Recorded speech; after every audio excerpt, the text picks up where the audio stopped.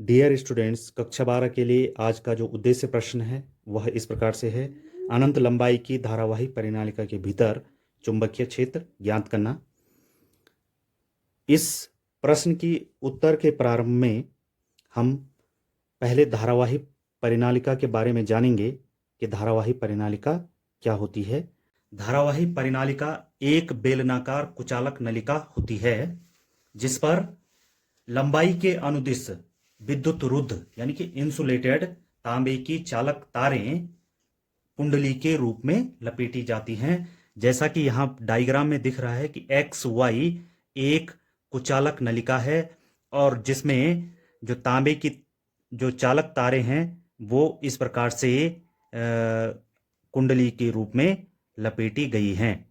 यदि हम इस चालक तार को किसी धारा के स्रोत से जोड़ दें तो इस परिनालिका में वैद्युत धारा प्रवाहित होने लगेगी। तब इस प्रकार की युक्ति धारावाही परिनालिका कहलाती है। अब हम अपने उद्देश्य प्रश्न पे आते हैं जो कि इस प्रकार से है कि अनंत लंबाई की धारावाही परिनालिका के भीतर हमने चुंबकीय क्षेत्र ज्ञात करना है। अब यहाँ पर हमें इस अनंत लंबाई के धारावाही जो परिनालिका है उसका एक हिस्सा एक्स वाई दिख रहा है। माना इसकी लंबाई क्या है, एल है। इसकी लंबाई है एल और इसमें कुल फेरों की संख्या एन है। अब हमने इस डायग्राम के आधार पर यानी कि इसके विश्लेषण के आधार पर जो सूत्र स्थापना है उसकी भाषा बना ली है। जैसा कि यहाँ डायग्राम में दिख रहा है कि एक्स वाई परिनालिका है, इसमें इसको आई धारा के स्रोत के साथ जोड़ा गया है तो इसमें आई धारा प्रवाहित होगी।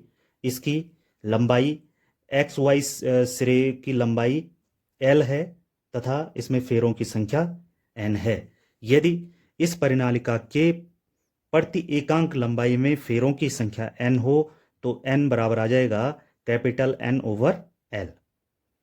ठीक है, तो इसको लिख देंगे इक्वेशन नंबर 1। हमने यहां पर धारावाही परिनालिका के भीतर चुंबकीय क्षेत्र की गणना करनी है और यह चुंबकीय क्षेत्र की तीव्रता हम एम्पियर के नियम के अनुप्रयोग से करेंगे। एम्पियर के नियम के अनुप्रयोग में एक काल्पनिक वक्र यानी कि एक ऐसा बंद वक्र जिससे धारावाही निकाय घिरा हो उसकी कल्पना करते हैं। अब क्योंकि हमने परिनालिका के भीतर चुंबकीय क्षेत्र की गणना करनी है तो हम इसके अक्ष के समांतर या इसके अक्ष पर से जाने वाले बंद वक्र की कल्पना करेंगे जो कि इस प्रकार होगा। जिस बंद वक्र की हमने कल्पना की वह आयत ए बी सी डी के स्वरूप का है क्योंकि यह धारावाही परिनालिका को यानी कि धारावाही जो निकाय है उसको पूर्णतः घेर देता है। और दूसरा, इसमें जो ए बी है यह परिनालिका के भीतर से गुजरता है। ए बी जो है अक्ष के समांतर होगा, बी सी तथा डी ए जो भुजाएं होंगी वह अक्ष के लंबवत होंगी यानी कि धारावाही परिनालिका के लंबवत होंगी। और जो सी डी जो भुजा है वो ए बी से काफी दूर स्थित होगी। तो हम यह मान सकते हैं या यह इस प्रकार की होगी, इस पर चुंबकीय क्षेत्र की तीव्रता लगभग नगण्य होगी। ए बी के अनुदिश जिस पर हमने चुंबकीय क्षेत्र की तीव्रता ज्ञात करनी है, माना एक बिंदु अल्पांश लिया P जिसकी लंबाई हमने dl ली। आयताकार बंद वक्र के अनुदिश यदि किसी बिंदु अल्पांश P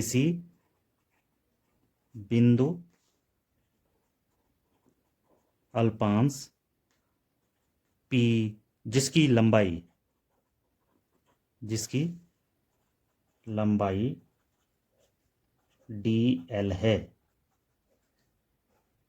पर चुंबकीय क्षेत्र की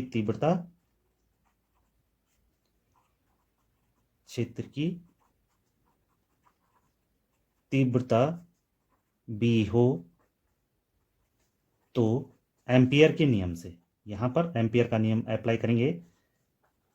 अब एम्पियर का नियम क्या कहता है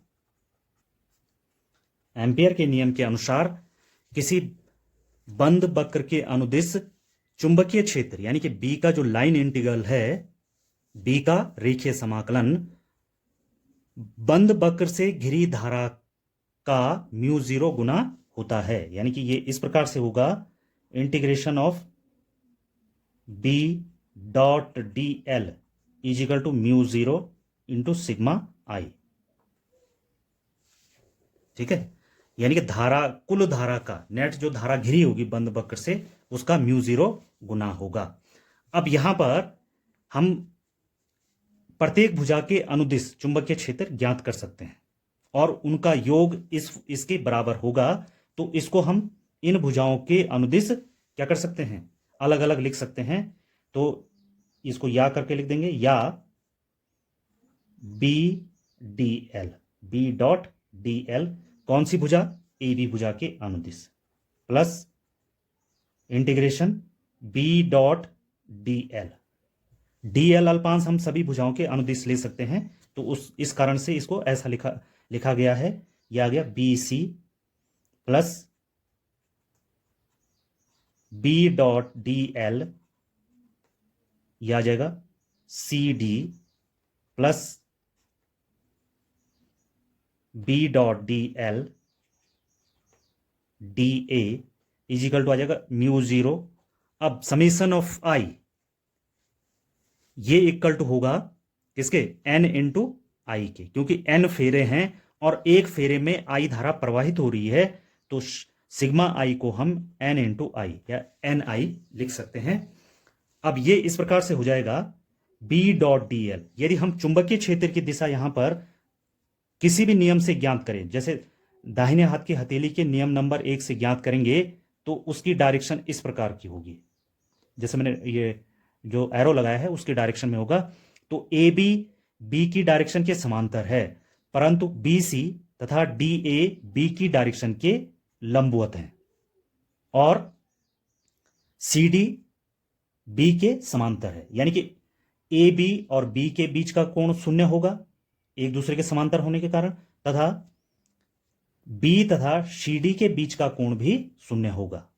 ये दोनों भी एक दूसरे के समांतर हैं, परंतु बी सी और डी ए बी के लंबवत हैं, यानी कि चुंबकीय क्षेत्र के लंबवत हैं। तो यहां पर हमें पता है कि बी डॉट डी एल क्या है, अदिश गुणन है। तो अदिश गुणन को हम कैसे लिखते हैं, यदि ए तथा बी दो सदिश राशियां हैं, तो A dot B is equal to लिखते हैं A B cos of theta.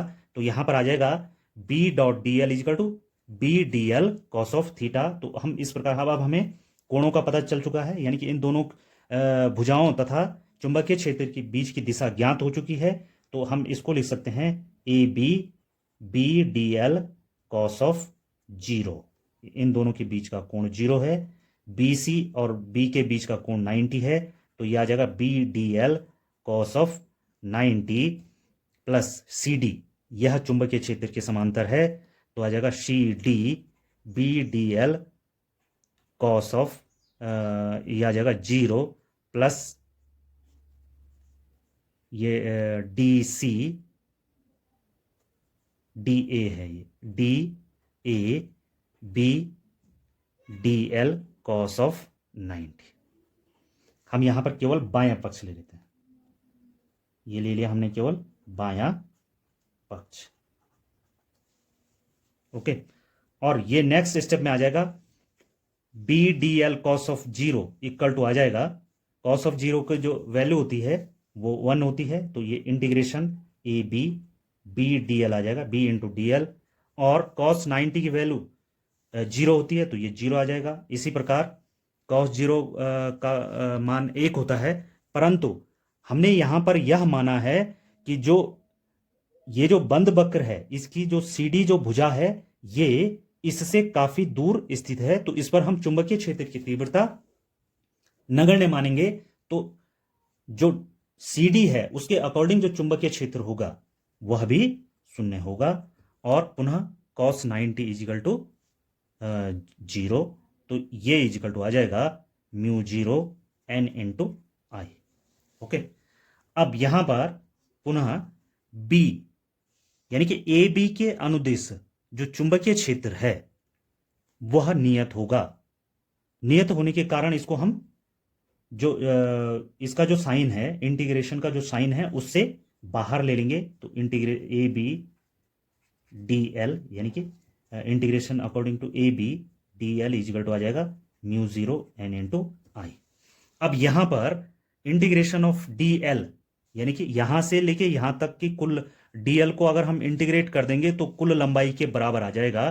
तो यहां पर यह लिख देंगे, यहां पर integration of D L equal to आ जाएगा एल, और इस मान को यहां पर रख देंगे। यानी कि ये यहां पर हम इक्वेशन बना सकते हैं इसको। ये माना इक्वेशन 2 है। ये क्या है? इक्वेशन 2। यह मान हम इक्वेशन 2 में रख देंगे। तो इसको लिख देंगे का मान समीकरण 2 में रखने पर, और यह इस प्रकार से आ जाएगा b into integration of D L is equal to आ जाएगा L mu zero into N I. Clear हो गया? अब एल को, क्योंकि हमने चुंबकीय क्षेत्र ज्ञात करना है, तो एल को हम क्या कर देंगे? पक्षांतर कर देंगे। तो यह आ जाएगा b is equal to mu zero N over L into I. Clear हो गया? अब यदि ये इक्वेशन 3 है, इसको हम लिख दें इक्वेशन 3, और इसमें इक्वेशन 1 से हम प्रति एन ओवर एल की वैल्यू अगर रख दें तो यह आ जाएगा प्रति एकांक लंबाई में फेरों की संख्या, और यह इस प्रकार से आ जाएगा b is equal to mu zero N into I. ये कब प्राप्त हो गया? कब प्राप्त हुआ ये? जब हम समीकरण 3 की वैल्यू समीकरण 1 में रखेंगे। तो यहां पर हम लिख सकते हैं समीकरण 3 का मान 1 में रखने पर। अब ये आ गया b is equal to mu zero N into I. यही जो है एक्स वाई सिरे के कारण जो धारावाही परिनालिका है उसके भीतर चुंबकीय क्षेत्र की तीव्रता होगी। यही चुंबकीय क्षेत्र की तीव्रता होगी, क्षेत्र है जिसको हम ज्ञात कर रहे थे। धारावाही परिनालिका के कारण जो उसके भीतर चुंबकीय क्षेत्र की जो तीव्रता होगी वो होगी b equal to mu zero into N I. Clear हो गया? अब इसके आधार पर हम निष्कर्ष ज्ञात कर सकते हैं या निष्कर्ष निकाल सकते हैं। पहला निष्कर्ष इस प्रकार से होगा, क्योंकि यहां पर फेरों की संख्या का जिक्र नहीं है, यहां पर कुल फेरों की संख्या नहीं है। यहां पर क्या है? प्रति एकांक लंबाई के फेरों की संख्या आई है n। तो इसका अर्थ यह हुआ कि धारावाही परिनालिका के भीतर जो चुंबकीय क्षेत्र है वो उसके कुल फेरों की संख्या पर निर्भर नहीं करता है। पहला निष्कर्ष। दूसरा निष्कर्ष इस प्रकार से है कि धारावाही परिनालिका के कारण जो उसके भीतर जो चुंबकीय क्षेत्र है वो उसकी लंबाई पर निर्भर नहीं करता है, क्योंकि कहीं यहां पर लंबाई का जिक्र नहीं आया है। और तीसरा निष्कर्ष यह है कि धारावाही परिनालिका का जो चुंबकीय क्षेत्र है, उसके भीतर जो चुंबकीय क्षेत्र है वह धारावाही परिनालिका की प्रति एकांक लंबाई में फेरों की संख्या स्मॉल n और उसमें प्रवाहित होने वाली धारा पर निर्भर करती है। तो यह है धारावाही परिनालिका के भीतर चुंबकीय क्षेत्र, और इसके लिए जो सूत्र प्राप्त हुआ है वह b is equal to mu zero N into I प्राप्त हुआ है।